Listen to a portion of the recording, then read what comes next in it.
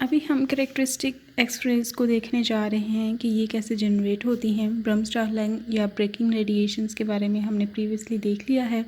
तो वो continuous spectrum को रिजल्ट करती हैं, जबकि उस कंटिन्यूस स्पेक्ट्रम में जो ब्रेकिंग रेडिएशन के मैकेनिज़्म के थ्रू जो रेडिएशंस इमिट हो सकती हैं वो कंटिन्यूस इन नेचर होती हैं। लेकिन जो हमें आउटपुट में एक्सरे स्पेक्ट्रम मिलता है उसमें कुछ देखा जाता है कि कुछ डिस्क्रीटनेस मौजूद है, कि कुछ पीक्स मौजूद हैं जो स्पेसिफिक वेवलेंथ्स पे हैं। हर मटेरियल के लिए वो स्पेसिफिक वेवलेंथ डिफरेंट है।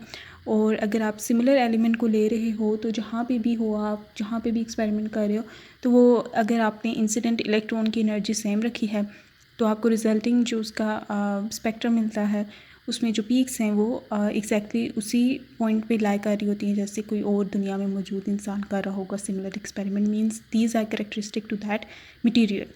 तो अभी हम देखते हैं कि ये कैसे जनरेट होती हैं और उसके बाद हम इसकी कुछ डिटेल्स को देखते हैं जो कि हमें पता होनी चाहिए। तो characteristic X rays are generated जब इलेक्ट्रॉन बीम की इतनी सफिशेंट एनर्जी हो कि यहाँ पे हमारे पास ऐसा न्यूक्लियाई है जो हायर एटॉमिक नंबर का है, सच दैट उसके जो एनर्जी लेवल्स हैं वो काफ़ी हायर इन एनर्जी हैं। हैंस उनके जो दरमियान एनर्जी डिफरेंसेस हैं वो लाई करते हैं एक्सरेज की रेंज की करस्पॉन्डिंग एनर्जीज़ के। ठीक है, तो हमने देखा था कि एक्सरेज की एनर्जीज़ की जो रफ़ अगर हम रेंज बनाए तो वो 0.01 नैनोमीटर से 10 नैनोमीटर तक जाता है और उसके करस्पॉन्डिंग आप एनर्जी E=hf के फार्मूला से फाइंड आउट कर सकते हैं, where f and lambda are directly related as C=λf। तो हम एनर्जी रेंज को फाइंड आउट कर सकते हैं जो कि जो हायर एटॉमिक नंबर के न्यूक्लियाई होते हैं उनके जो ऑर्बिट्स होते हैं उनके दरमियान का जो डिफरेंस होता है, energy difference, that is enough and इतना वो होता है कि मीन्स एक्स रेज़ के जब भी ट्रांजिशन मीन्स उनमें हो आपस में तो एक्स रेज़ के फोटोन इमिट हो सके। अनलाइक इन लाइटर न्यूक्लियाई जिनके एटॉमिक जो ऑर्बिट्स हैं वो इतने क्लोजली स्पेस्ड हैं और उनकी एनर्जी डिफरेंसेस इतने ज़्यादा नहीं हैं, जिनकी वजह से उनके जो ट्रांजिशंस होते हैं वो विजिबल, इंफ्रारेड और ज़्यादा से ज़्यादा यूवी तक जाते हैं। तो एक्स रेज जनरेट होने के लिए ज़रूरी है कि काफ़ी वो हैवी न्यूक्लियाई हों और उन्हीं में ये ज़्यादातर होता है। उनका भी जो स्पेक्ट्रम होता है जैसे सोडियम हो गया, हाइड्रोजन हो गया, इनके भी स्पेक्ट्रम की स्पेसिफिक वेवलेंथ्स आती हैं जो कि उनकी कैरेक्टरिस्टिक हैं। उनका भी स्पेक्ट्रम जो है वो भी कैरेक्टरिस्टिक होता है, लेकिन उन्हें हम एक्सरे कैरेक्टरिस्टिक नहीं कह सकते क्योंकि वो एक्सरे में लाई नहीं कर रहे होते, लेकिन वो ऑब्वियसली कैरेक्टरिस्टिक होता है टू द मटीरियल। जहाँ भी आप सोडियम को एक्सपेरिमेंट करेंगे तो वो स्पेसिफिक येलो लाइट्स जो मिलती हैं, डबलेट्स मिलते हैं, वो आपको हमेशा वही मिलेंगे सोडियम के लिए। तो वो कैरेक्टरिस्टिक वेवलेंथ्स हैं सोडियम के लिए, लेकिन वो एक्स रेज नहीं है। ये बस फ़र्क आ जाता है। वो विजिबल रेंज में लाई कर रहा होता है। तो हैवी न्यूक्लियाइज जो होते हैं उनमें जो ट्रांजिशंस होती हैं उनके फोटोन जो इमिट होते हैं वो एक्स रे फोटोन इमिट होते हैं। तो जो इलेक्ट्रॉन बीम हमने स्ट्राइक करवाई है एनोड मटेरियल के साथ, तो एनोड मटेरियल में ऐसे न्यूक्लियाइज भी मौजूद हैं, ठीक है, और उनके ऑर्बिट्स हैं डिफरेंट।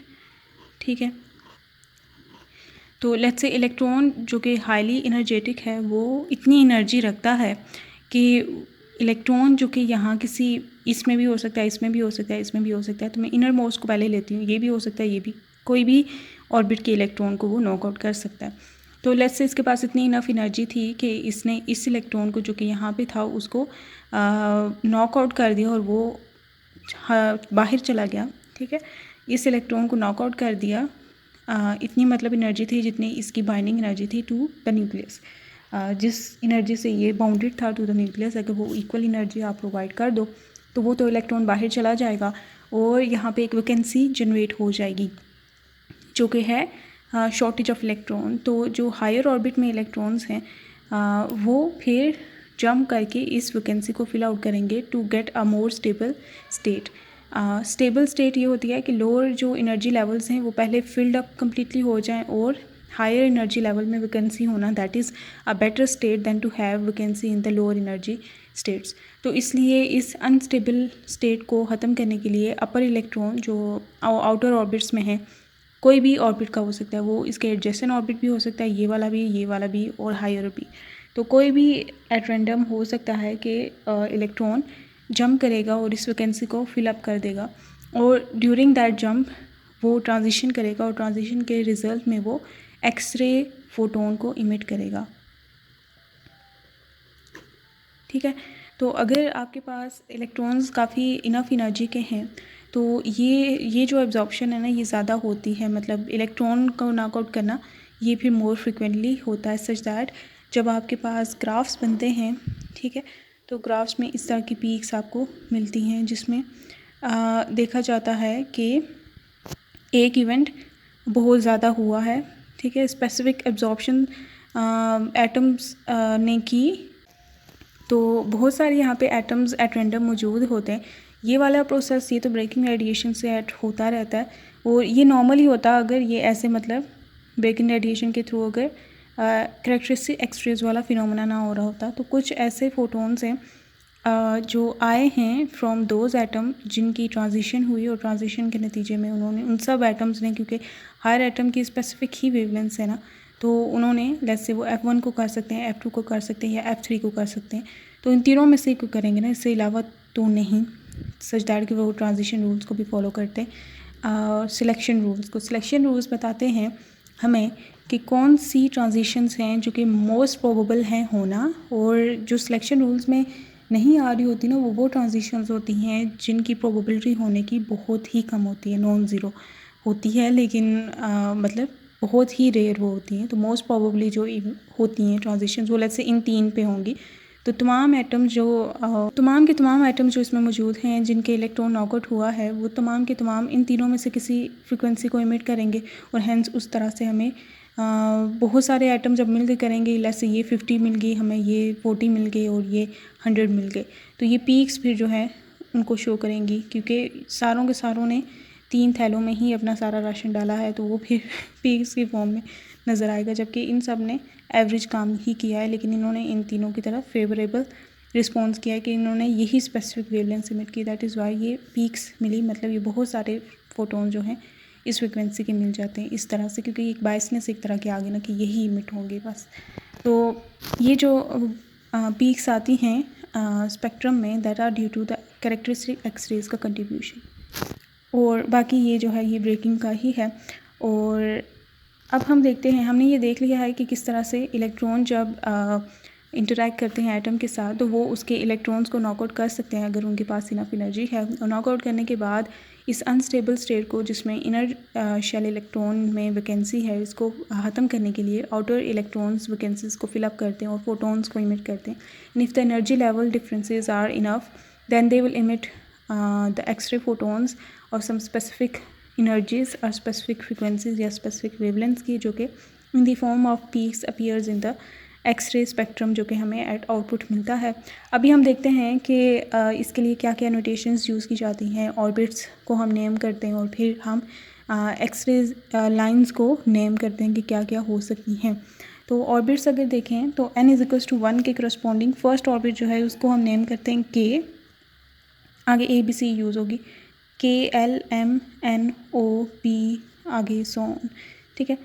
के जो है n=1 के लिए है, L n=2 second orbit, third orbit is M, fourth orbit is N, fifth orbit is O and six P and so on, ठीक है। ये सारे ऑर्बिट्स के नेम हमने कर दिए हैं। अभी हम ऑर्बिट्स बनाते हैं, और अगर हम ऑर्बिट्स बनाएं, ये न्यूक्लियस है और ये के शेल है, ये के है, ये एल है, ये एन है, KLM एन, ये O एंड सो ऑन, ठीक है। लेट्स से अब हमारे पास होती हैं के एक्सरेज, ठीक है। के एक्सरेज वो एक्सरेज होती हैं जिनमें वैकेंसी जनरेट होती है के शेल में, ठीक है। के एक्सरेज वो होती हैं जिनमें वैकेंसी जनरेट होती है के शेल में या इनर मोस्ट शेल में, और उसको फिलअप करने के लिए कोई भी हायर ऑर्बिट्स में से इलेक्ट्रॉन, वो इसमें से भी हो सकता है, इसमें भी, इसमें से भी, इसमें से भी, कोई भी हो सकता है, प्रोबेबिलिटी किसी भी की भी हो सकती है, कुछ की ज़्यादा होती है कुछ की कम, हो तो अलग बात। तो वो इसको फिलअप करने के लिए ट्रांजिशन करेंगे, तो वो जो ट्रांजिशन करने के बाद एक्सरेज जनरेट होती हैं जो कि जिनकी फ़ाइनल डेस्टिनेशन के शेल हो, ठीक है। इन सब इलेक्ट्रॉन्स, इन सब ऑर्बिट में से इलेक्ट्रॉन कोई ना कोई इस शेल को फिल करेगा, तो जिसको फिल करेगा वो अगर के शेल है तो हम इसे के एक्स रेज कहते हैं, ठीक है। या हम कह सकते हैं जिसमें वैकेंसी जनरेट हुई है वो अगर के शेल था, हायर ऑर्बिट के इलेक्ट्रॉन्स आएंगे to K shell to fill that vacancy, तो उससे रिजल्टिंग जो रेज मिलती हैं वो के एक्स रेज कहलाती हैं। फिर अगर वैकेंसी जनरेट होती है एल शेल में, ठीक है, अगर वैकेंसी जनरेट होती है एल शेल में और हायर ऑर्बिट, अब ये ना कहिएगा कि अब ये लोअर ऑर्बिट का ऊपर जंप करेगा, नहीं, ये एनर्जेटिकली पॉसिबल नहीं है। हमेशा हायर ऑर्बिट्स के जो इलेक्ट्रॉन्स हैं वो फिल करते हैं लोअर ऑर्बिट्स को। ऐसा नहीं है कि आप इसको ये जो है ऊपर जंप करके उसको फिल कर देगा, तो ये मोर अनस्टेबल स्टेट है। तो एटम्स नेचुरली जो जाते हैं ना मोर स्टेबल कन्फिग्रेशन की तरफ जाते हैं, तो नेचुरली यही होगा कि हायर ऑर्बिट्स जो हैं इस लोअर ऑर्बिट जो कि एल शेल है उसको फिल आउट करेगा, और वो जब करेंगे तो जो एक्स रेज इमिट होंगी तो उसे हम एल रेज कहेंगे। फिर इसी तरह अगर वैकेंसी एम में है तो उसे एम एक्स रेज कहेंगे, इसी तरह M N X rays, O X rays and so on. अब इसमें एक और नोटेशन यूज़ होती है K alpha X rays, K beta X rays, K gamma और इसी तरह सिग्मा। इसी तरह एल के लिए L alpha, L beta, L gamma, L sigma. इसी तरह एम के लिए ये अल्फ़ा बीटा गैमा सिग्मा ये क्या शो करते हैं, अल्फ़ा शोज़ कि जो ये फाइनल डेस्टिनेशन है, ठीक है, मतलब के शेल है अगर के एक्स रेज है, अगर उसका सबसे करीब तरीन जो हमसाया है उसने उसकी अगर मदद की है तो जो रेज इमिट होंगी ना तो वो के अल्फ़ा रेज होंगी। मींस अगर वैकेंसी के शेल में जनरेट हुई है और एल शेल का जो इलेक्ट्रॉन है वो इसको फिल कर दे, ठीक है, और मतलब ट्रांजिशन करे फ्रॉम एल टू के, तो जो एक्स रेज इमिट होंगी, ठीक है, तो वो के अल्फ़ा एक्स रेज होंगी, के अल्फ़ा एक्स रेज होंगी। और अगर वो एम शेल से के की तरफ जा रहा है, ठीक है, सेकंड नियरेस्ट नेबर एम से अगर के की तरफ आ रहा है तो उसे हम के बीटा एक्स रेज कहेंगे, ठीक है। तीसरा अगर हमसाया आ गया एन से के की तरफ आ रहा है तो उसे के गैमा कहेंगे, ओ से के की तरफ आ रहा है तो उसे के सिग्मा कहेंगे एंड सो ऑन, ठीक है। तो ये नोटेशन शो करती हैं कि जिस ऑर्बिट से इलेक्ट्रॉन ने इस के शेल के वैकेंसी को फिल किया वो ऑर्बिट कितना दूर था। अल्फ़ा मींस कि सबसे करीब था, बीटा मींस सेकंड नंबर पे था, गैमा मींस थर्ड नंबर पे वो था, और एल सो ऑन। तो जितना दूर से इलेक्ट्रॉन इसको फिल करेगा ना उतना ही एनर्जेटिक एक्स रेज होगा। ये इसका और इसका एनर्जी डिफरेंस ज़्यादा होगा ना देन इन दोनों का, इनका, ठीक है। तो ये वाले जो हैं ये ज़्यादा एनर्जेटिक एक्स रेज होंगे देन ये लोअर ऑर्डर के, ठीक है। इसी तरह हम एल अल्फ़ा कहते हैं, एल अल्फ़ा के लिए ये अगर एल शेल है और इसमें वैकेंसी जनरेट हुई है तो इसकी तमाम रेज एल रेज कहलाएंगी। अब एल अल्फ़ा मींस जिसमें एम शेल का इलेक्ट्रॉन एम शेल का इलेक्ट्रॉन एल की तरफ अगर आए तो ये एल अल्फ़ा को इमिट करेगा।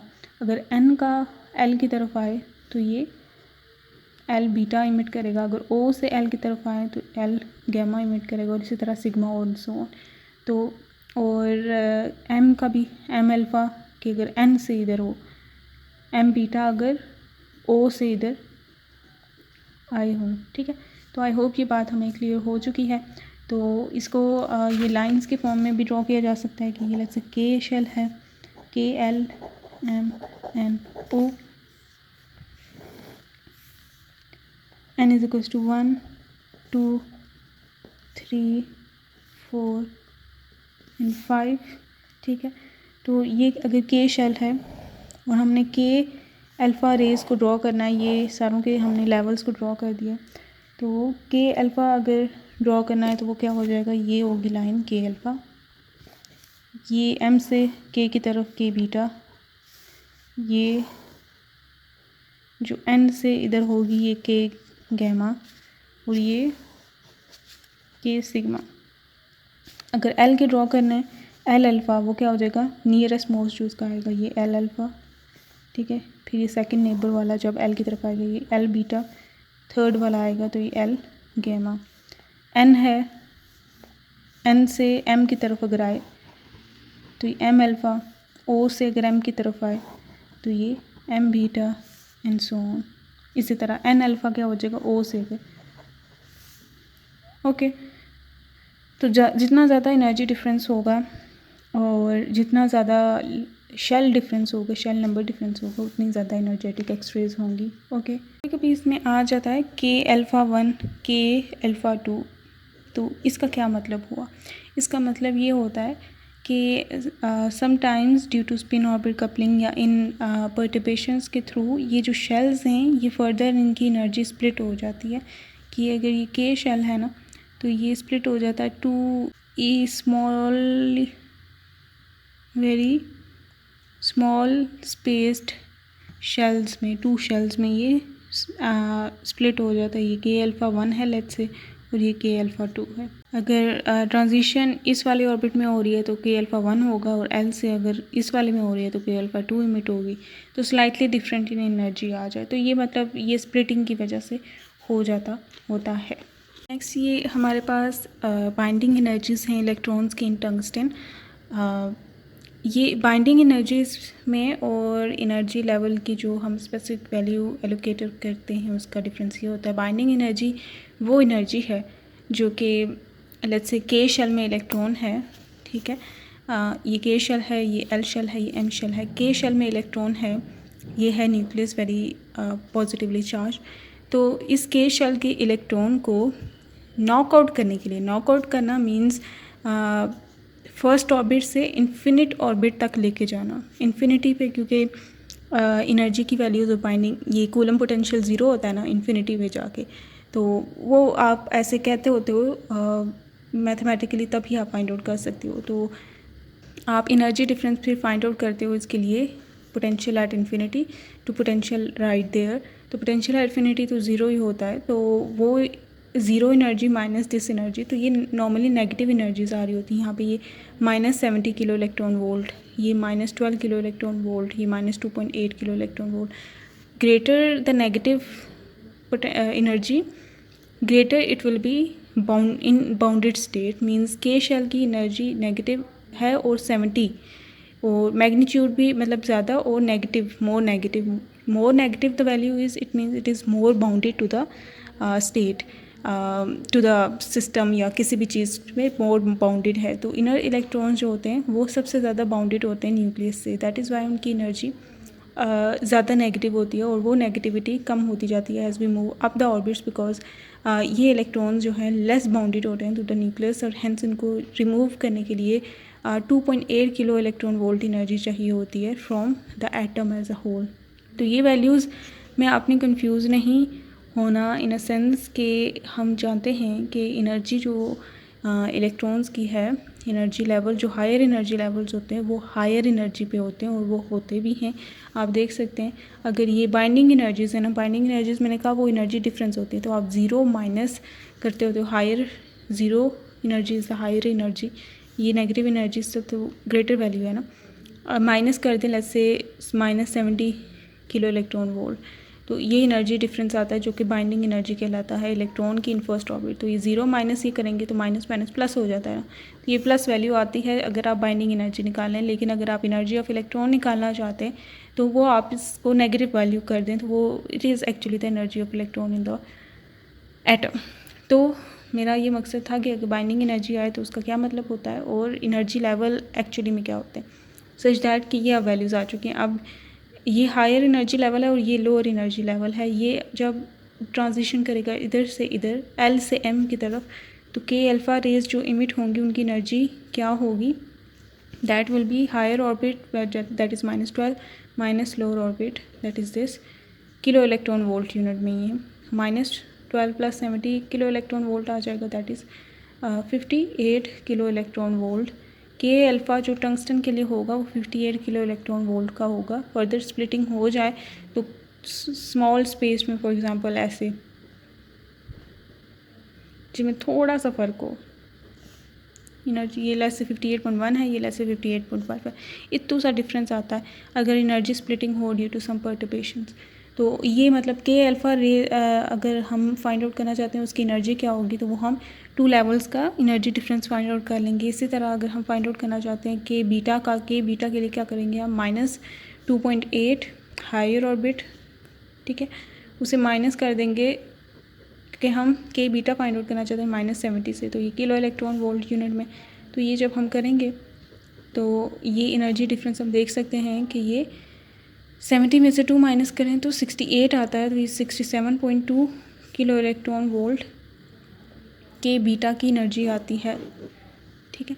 और वेवलेंथ फिर आप फाइंड आउट कर सकते हैं वही E=HF की फार्मूला से, ठीक है, या hc/λ के फार्मूला से फ्रीक्वेंसी और वेवलेंथ फाइंड आउट कर सकते हैं इनके करस्पॉन्डिंग। इसी तरह अगर हम के एल अल्फ़ा फाइंड आउट करना चाहते हैं दैट विल बी m से l की तरफ इन दोनों का डिफरेंस फाइंड आउट करेंगे। तो आप इस तरह से टंगस्टन के लिए बहुत सारी जो पॉसिबल एक्सरेज हैं वो आप फाइंड आउट कर सकते हैं कि क्या क्या बनती हैं। तो नेक्स्ट ऑन इनका रेफरेंस किया जाता है टंगस्टन की 15 लाइंस हमें मिलती हैं एक्सरेज में जो लाई कर रही होती हैं, जिसमें 5 लाइंस जो होती हैं वो के एक्सरेज होती हैं, ठीक है, के अल्फ़ा के बीटा के गैमा के सिग्मा वो सारी, और 4 लाइंस जो होती हैं वो एल एक्सरेज होती हैं, और बाकी जो होती हैं वो लोअर एनर्जी की में आ रही होती है। मैं उनकी यहाँ पे पिक्चर अटैच कर दूँगी, उनका ग्राफ, ये स्पेक्ट्रम ऐसे यहाँ पे इंटेंसिटी और यहाँ पे जाती है, तो यहाँ पे ऐसे उनको पीक्स की फॉर्म में शो किया जाता है। तो वो मैं ग्राफ अभी यहाँ पे साथ में मेंशन कर दूँगी। जो एक्सरेज हमें मिलती हैं उनकी 3 प्रॉपर्टीज़ हम एलोकेट करते होते हैं, quality, quantity and exposure. Quality से मुराद है कि जो भी एक्सरे फोटोन्स हैं वो कितने एनर्जेटिक हैं, ओके, वो उनकी पेनिट्रेटिंग पावर कितनी है, जितना ज़्यादा एनर्जेटिक होंगे वो उतनी ज़्यादा उनकी पेनिट्रेटिंग पावर होगी। क्वांटिटी मींस कि कितने नंबर ऑफ़ फोटोन्स अवेलेबल हैं, ठीक है, पर यूनिट एरिया, जो कि इंटेंसिटी कहलाती है, ठीक है, कितनी इंटेंस आपको एक्सरेज मिली हैं, ये उसकी क्वांटिटी या फिर ये उस सेंस में है नंबर ऑफ़ फोटोन्स जो शो करती है कि कितने ज़्यादा रिसीव हुए हैं।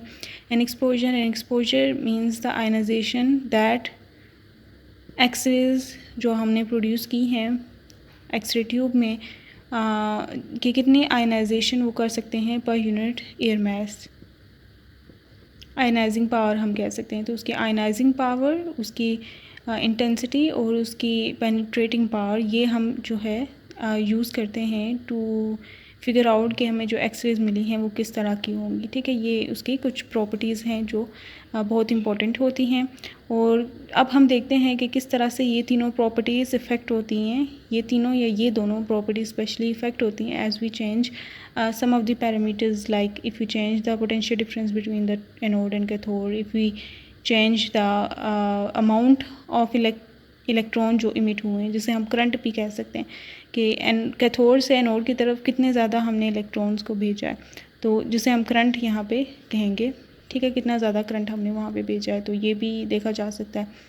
और भी चीज़ें हम देखते हैं, अभी वो लिखते हैं। अगर हमने वोल्टेज जो है वो सेम रखी है लेकिन करंट को इंक्रीज़ कर दिया है, ठीक है, करंट मींस के नंबर ऑफ़ इलेक्ट्रॉन्स हमने बढ़ा दिए हैं, तो नंबर ऑफ़ इलेक्ट्रॉन्स बढ़ने से क्वांटिटी इंक्रीज़ हो जाएगी एक्सरेज जो हमें मिलेंगे ना उनकी, क्योंकि अब इलेक्ट्रॉन्स ज़्यादा हैं, ज़्यादा हमने आर्मी भेजी है तो ज़्यादा लाशें मिलेंगी हमें, तो ये क्वांटिटी इसकी इंक्रीज़ होती है। करंट इंक्रीज़ करने से क्वांटिटी इंक्रीज़ होती है लेकिन क्वालिटी सेम रहती है, क्योंकि एनर्जी तो उन सब की सेम ही है ना, मतलब हमने पोटेंशियल डिफरेंस सेम ही अप्लाई किया हुआ, पहले 50 था अभी भी 50 है, लेकिन अगर करंट पहले 1 था और अभी 10 हो गया है तो क्वांटिटी ज़रूर इंक्रीज़ हो जाएगी आउटपुट पे, लेकिन क्वालिटी मींस उनकी एनर्जी और पेनिट्रेटिंग पावर वो सेम रहेगी, क्योंकि इंसिडेंट इलेक्ट्रॉन्स की एनर्जी पे कोई फ़र्क नहीं आता, हमने बस उनके नंबर इंक्रीज़ कर दिए हैं, सबके पास सेम ही एनर्जी है पहले भी और अब भी, तो इसलिए क्वांटिटी इंक्रीज़ हो जाएगी, क्वालिटी विल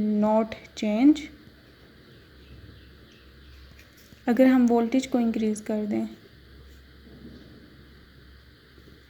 ठीक है, वोल्टेज के इंक्रीज़ करने पे ये होगा कि क्वालिटी तो इंक्रीज़ होगी, ठीक है, क्योंकि मैक्सिमम एनर्जी के फोटोन जो हमें मिल सकते हैं वो ज़्यादा होंगे, और उसके साथ साथ क्वांटिटी भी इंक्रीज़ होगी, क्योंकि हर इलेक्ट्रॉन के पास बहुत ज़्यादा एनर्जी है, और क्योंकि वो मल्टीपल इवेंट्स के थ्रू भी एक्सरेज को इमिट करते होते हैं अनटिल अनलेस उनकी एनर्जी सारी की सारी ख़त्म हो जाए।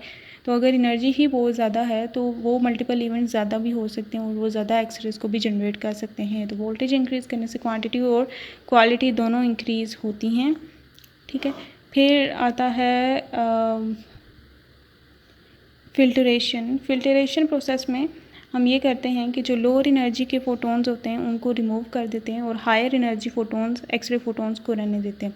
तो क्योंकि हमने लोअर एनर्जी फोटोन्स रिमूव कर दिए हैं तो क्वांटिटी डिक्रीज़ होगी फिल्टरेशन को इंट्रोड्यूस कराने से, लेकिन क्वालिटी इंक्रीज़ होगी, क्योंकि एवरेज एनर्जी जो फोटोन बीम की है वो इंक्रीज़ होगी, एक्सरे बीम की। वो इस तरह से कि लेट्स से आपके पास पहले ये नंबर्स थे 4 5 2 1, ये 4 ही कर देते हैं, ठीक है।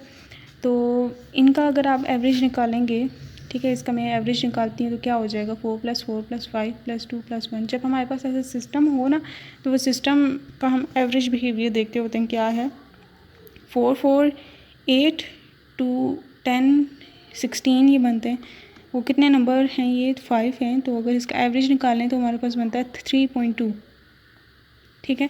अब हम इसमें से लोअर एनर्जी के फोटॉन्स को रिमूव कर देते हैं। वो लेट्स से ये 2 फोटॉन्स को हम रिमूव कर देते हैं और ये 3 रहने देते हैं। अब ये 3 रह गए ना, अब देखते हैं कि इन तीनों हमने नंबर ऑफ़ फोटॉन्स को डिक्रीज़ किया है, लेकिन वो रहने दिए जो हाई एनर्जी के थे। तो अब हाई एनर्जी के जब हमने रहने दिए तो उसका एवरेज हम निकालते हैं क्या बनता है, ठीक है। इन तीनों को ऐड किया और डिवाइडेड बाय 3 किया, 3 नंबर्स हैं ये। तो ये हमारे पास 4.33 एवरेज एनर्जी आती है यहाँ पे फ़िल्टरेशन के बाद। तो फ़िल्टरेशन से पहले अगर आपके पास लोअर एनर्जी फोटॉन्स है ना तो उसका एवरेज इफ़ेक्ट, एवरेज जो उसकी एनर्जी बनती है वो कम बनती है। लेकिन अगर लोअर एनर्जी के फोटॉन्स को ख़त्म कर दिया है, ठीक है, तो आपकी एवरेज एनर्जी इंक्रीज़ हो जाती है और आपकी बीम की क्वालिटी या पेनिट्रेटिंग पावर इंक्रीज़ हो जाती है क्योंकि उसकी एवरेज एनर्जी इंक्रीज़ हो गई है। तो वो बीम जिसमें सिर्फ हायर एनर्जी फोटॉन्स है ना वो ज़्यादा एनर्जेटिक होती है than the beam that has equal number of higher energetic X-rays but also contains the lower energy ones. तो एवरेज एनर्जी क्योंकि दोनों में डिफरेंट हो जाएगी। तो हेंस फिल्टरेशन का प्रोसेस ऐड करने पे क्वांटिटी डिक्रीज़ होती है लेकिन क्वालिटी इंक्रीज़ होती है। एटॉमिक नंबर ऑफ़ एनोड को इंक्रीज़ करने से क्या होगा। तो एटॉमिक नंबर ऑफ़ एनोड को इंक्रीज़ करने से ये होगा कि जो न्यूक्लियस है वो ज़्यादा स्ट्रॉन्ग हो जाएगा, ठीक है। सिमिलर एनर्जी के बेशक आपने इलेक्ट्रॉन्स को बम्बार्ड किया है लेकिन क्योंकि उसका पॉजिटिव चार्ज बहुत ज़्यादा स्ट्रॉन्ग हो गया है तो वो ब्रेकिंग रेडिएशन के प्रोसेस को बहुत ईजीली परफॉर्म करेगा और मोस्ट ऑफ़ द इलेक्ट्रॉन्स जो हैं उनकी most of the energy x-rays में जनरेट हो जाएगी। तो हेंस इस तरह से क्वांटिटी भी इंक्रीज़ होगी और क्वालिटी भी इंक्रीज़ होगी क्योंकि हमने वो बंदा जो कि ब्रेकिंग एजेंट था जिसके वजह से ये रेडिएशन इमिट हो रही थी उसको हमने स्ट्रॉन्ग कर दिया है। तो hence much of the energy will be utilize in X-ray generation in that way. तो ये और इसके बाद एक और लास्ट है जिसमें वोल्टेज रिपल होती है। वोल्टेज रिपल मीन्स अगर आप अल्टरनेटिंग करंट भेजें, मीन्स पहले इलेक्ट्रॉन भेजा वो 10 वोल्ट्स पे भेजा, दूसरा वाला 5 वोल्ट्स पे भेजा और मतलब इस तरह से। तो ये जो रिपल्स होती हैं ये बिल्कुल भी इनका अच्छा इफ़ेक्ट नहीं होता ऑन द आउटपुट और ये दोनों चीज़ों को क्वांटिटी को भी डिक्रीज़ करती है, क्वालिटी को भी डिक्रीज़ करती है, नॉन यूनिफॉर्मिटी को प्रोड्यूस करती है और ये मतलब बैड इफ़ेक्ट ही इसका होता है। तो करंट को इंक्रीज़ करने से क्वांटिटी इंक्रीज़ होती है, क्वालिटी इंक्रीज़ नहीं होती। वोल्टेज को इंक्रीज़ करने से क्वांटिटी एंड क्वालिटी दोनों इंक्रीज़ होती है। फिल्टरेशन से क्वांटिटी डिक्रीज़ होती है, क्वालिटी इंक्रीज़ होती है। एटॉमिक नंबर से दोनों चीज़ें इंक्रीज़ होती हैं जबकि वोल्टेज रिपल से दोनों चीज़ें डिक्रीज़ होती हैं।